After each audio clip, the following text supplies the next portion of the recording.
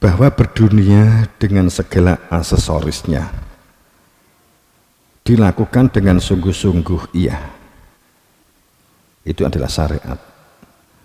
Namun ditempatkan semata-mata sebagai alat atau media atau kendaraan untuk mewujudkan, pertama, mohon dicermati, walaupun ini sering saya sampaikan, berdunia, kehidupan kita menjalani kehidupan bersosial, bermasyarakat, berumah tangga, sebagai pribadi meningkatkan skill dan keterampilan dan cara berpikirnya adalah sebagai alat atau media kendaraan untuk mewujudkan, pertama, kehidupan yang seimbang, yang harmonis, yang damai, guyub rukun, terwujud kebersamaan dan kekeluargaan, mewujudkan perilaku pemberdayaan dan berbudidaya, pinter ngalah, musyawarohan, komunikasi yang baik. Kedua, tercapainya keselamatan jika sewaktu-waktu masa pakai jasad di dunia habis, maka mutlak mengenali Tuhannya. Jangan dijadikan Tuhan sebagai hantu, kenali Tuhannya, jangan Tuhan hantunya, begitu ya.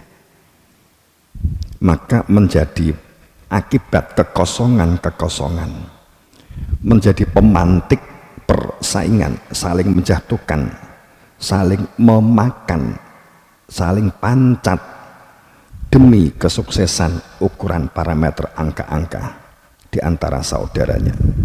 Hilangnya perilaku akhlak dan adab serta berkepedulian, menghalalkan segala pola dan cara, meninggalkan norma-norma perilaku nalar dan rasional yang berhati nurani. Hati nurani yang berfungsi itu adalah mengenal Dia yang punya nama Allah.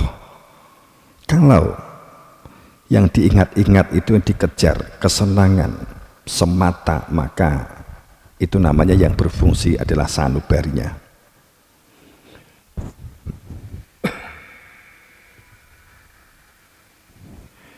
Eksploitasi dan eksplorasi habis-habisan tanpa memperhatikan keharmonisan dan keseimbangan, tanpa memperhitungkan keselarasan dan kesehatan demi tercapainya tujuan lahiriah jasadiah material dunia, kehormatan, kemuliaan, keagungan, pujian, pencitraan. Inilah akumulasi, maka muncul situasi dan kondisi yang disebut dukhon. Ayatnya begini, berkaitan dengan kondisi pikiran dan tindakan serta lingkungan. Tadi sudah banyak kita sampaikan, ini sudah mengarah kepada kesimpulan, saya nggak begitu panjang. Menurun atau bahkan hilangnya moral dan akhlak serta adab, yang pertama.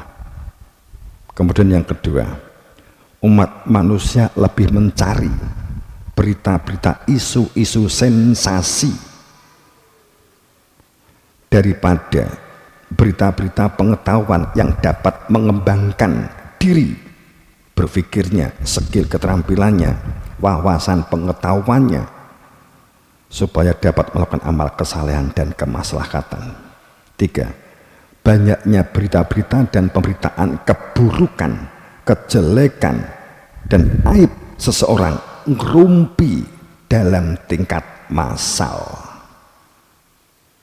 Dulu ngerumpi itu mau di arisan, sekarang ngerumpi itu sudah dalam dimensi global, tingkat media sosial, tingkat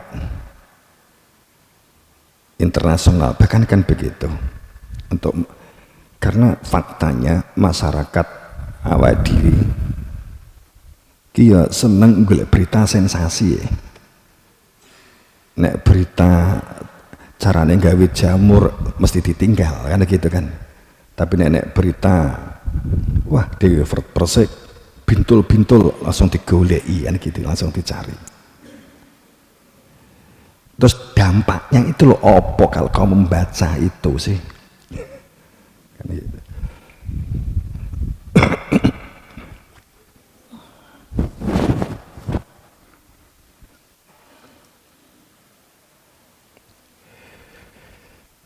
Jadi membuat berita keburukan, membeberkan aib orang lain, membicarakan kelemahan pesaing, mendoakan supaya jatuh, itu adalah kondisi situasi saat ini. Sing laris dukun, sing laris tempat pesugihan,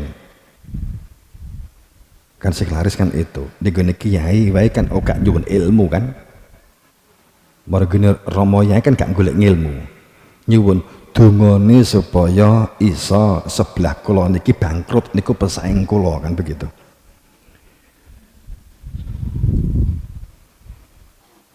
Kondisi situasi dukhon itu mudah kalut, panik, dan ketakutan. Yang tadi kan saya kan mengungkap tentang bla bla bla tadi, kemudian muncullah situasi dukhon.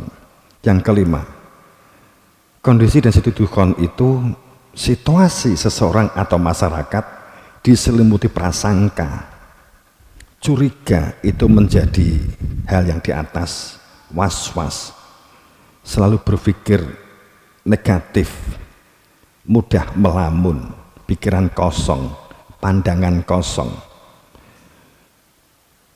tidak tahu prioritas apa yang diperbuat untuk mengembangkan potensi dirinya. Keenam, lebih suka bermain dengan keraguan, suka bermain dengan ketidakpastian, melakukan yang tidak bermanfaat dan tidak berfaedah dan kesia-siaan, daripada kepastian melakukan aktivitas perbuatan kesalahan dan kemaslahatan yang itu akan dapat menjadi pancatan pulang kembali kepada Tuhan. Apakah tidak boleh? Saya mengatakan tidak boleh, ndak, nek terus meneruskan begitu kan kita betul-betul waspada. Ketujuh, tidak mengetahui apa yang harus diperbuat, tidak mengetahui prioritas baik dalam pengembangan dirinya ataupun dalam pekerjaannya. Itu situasi-situasi dukhon.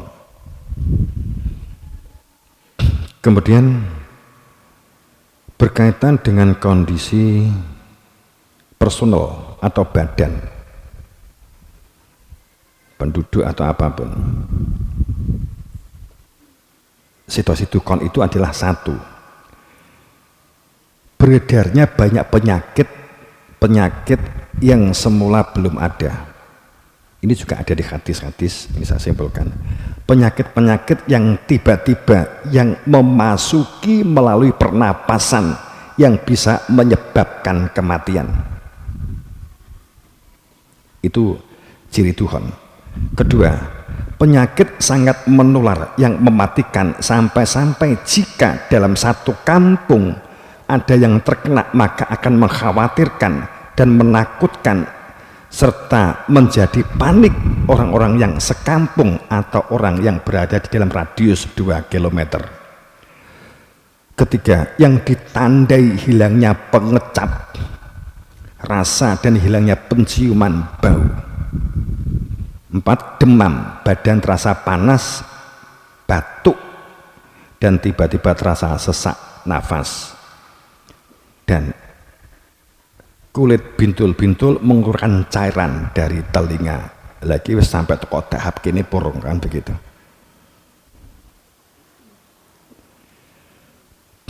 Sebenarnya ada apa dengan dukhon, tapi saya belum mengamati. Nanti disimpulkan sendiri apakah pandemik ini dukhon, tapi ciri-ciri di dalam Quran dan hadis seperti saya ungkap tadi, ciri-cirinya dukhon itu. Jadi itu kan dikatakan kalau saya mengatakan dikatakan dukhon juga bisa, bukan kabut dalam pengertian gelap gulita, bisa jadi bukan, tapi kan kabut menutupi telinga, pikirannya, panik itu sudah menutupi segala hal. Banyak orang kebingungan mencari pekerjaan,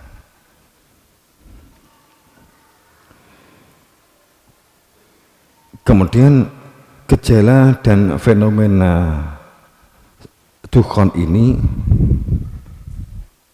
adalah wujud sudah masuk ke wilayah azab, itu Quran.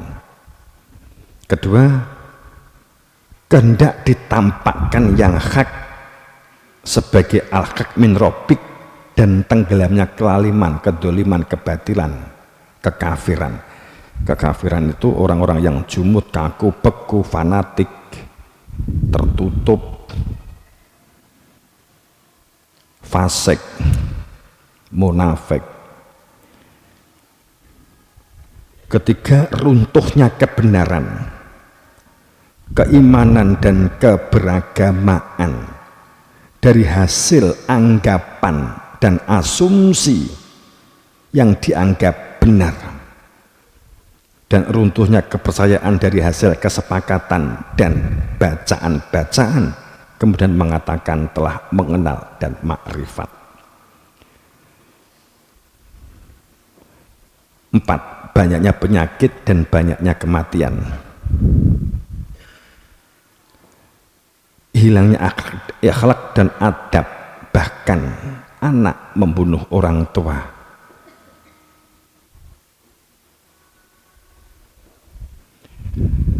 Fenomena dukhon sebagai salah satu fenomena ayat-ayat petanda mengembalikan hak mutlak, kembalinya hak mutlak Rasul, hak mutlak Allah Subhanahu wa Ta'ala dan hak-hak Rasul, kembalinya hak mutlak Allah dan hak-hak Rasul.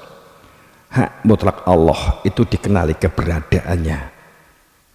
Pada saat kosong terjadi akumulasi yang banyak kita sebut di muka, dan hak-hak Rasul itu musyahidan, supaya diutus itu sebagai anugerah, supaya manusia itu berada di dalam kesaksian. Jadi masuk menjadi siswa tercatat, kan gampang begitu. Sehingga musyahidan diutus supaya manusia itu bersaksi atas mengadanya Allah, itu ada zat al-ghaibnya. Ghaib itu mufrad, satu, al itu isim takrif ma'rifah, harus dikenali supaya keberadaan dia hadir di dalam hati, sehingga semua aktivitas menuju kepada dia, maka tentram hatinya. Kemudian basyiron, supaya manusia ini hidup tidak dikungkung dan dikuasai hal yang semata-mata lahir jasadiah, angka-angka, hanya lahir, pengetahuannya hanya yang bersifat lahir, supaya kehidupan yang dijalani itu berada di dalam kesadaran makrifat, dalam kesadaran hakikat, dalam kesadaran nilai-nilai kehidupan di balik yang tampak kasat mata. Kemudian nadhiron, supaya kehidupan manusia itu di dalam sistem ilahiyah, rububiyah, la ilaha, aktivitas pemberdayaan berpikirnya sungguh-sungguh, akan tapi batinnya karena mengenal dia, rububiyah, sistem kehidupan, kemaslahatan, kebersamaan, kekeluargaan, pemberdayaan, menolong, saling membantu, itu adalah keniscayaan dalam kehidupan syar'i berdunia, tanpa memandang suku, bangsa, agama, tapi itu adalah tatanan lahir.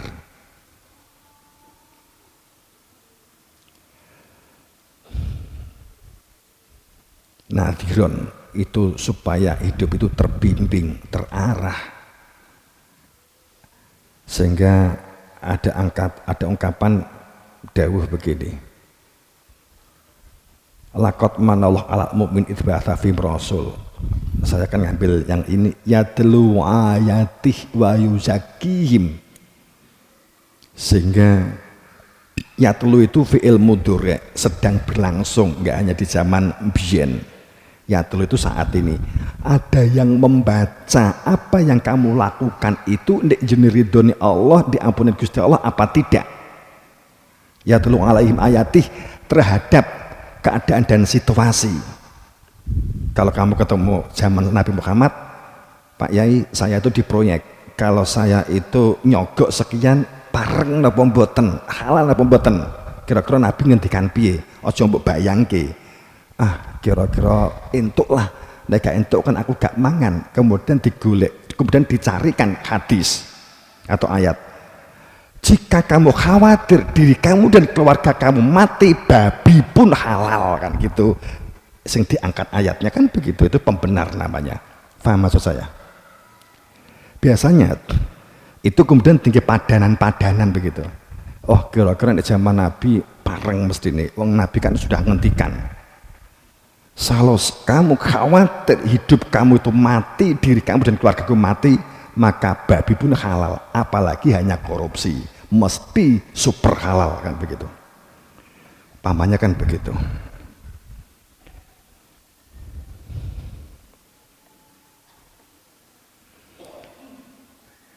Kemudian dukhon ini merupakan pendanda, maaf, yang dukhon itu apakah nanti menjadi kesimpulannya asap atau bukan?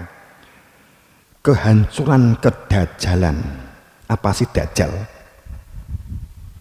Nggak usah mencari di sana sini, digulein, mungkin di Cina saiki di penjara, mungkin di Afghanistan, mungkin di enggak. Dajjal itu adalah seseorang yang suka berlaku kebohongan, kefasikan, kemunafikan, suka berpura-pura seperti orang iman, berperilaku bagi ahli surga, namun sesungguhnya suka membuat oloan, membuat fitnah, bahkan selalu curiga dan memusuhi yang tidak sefaham. Tujuan hidupnya adalah material, duniawi, matanya satu, yang dilihat itu adalah dunyo, itu dajjal. Tapi ada sifat merusak, nggak mau dengan dia hancur.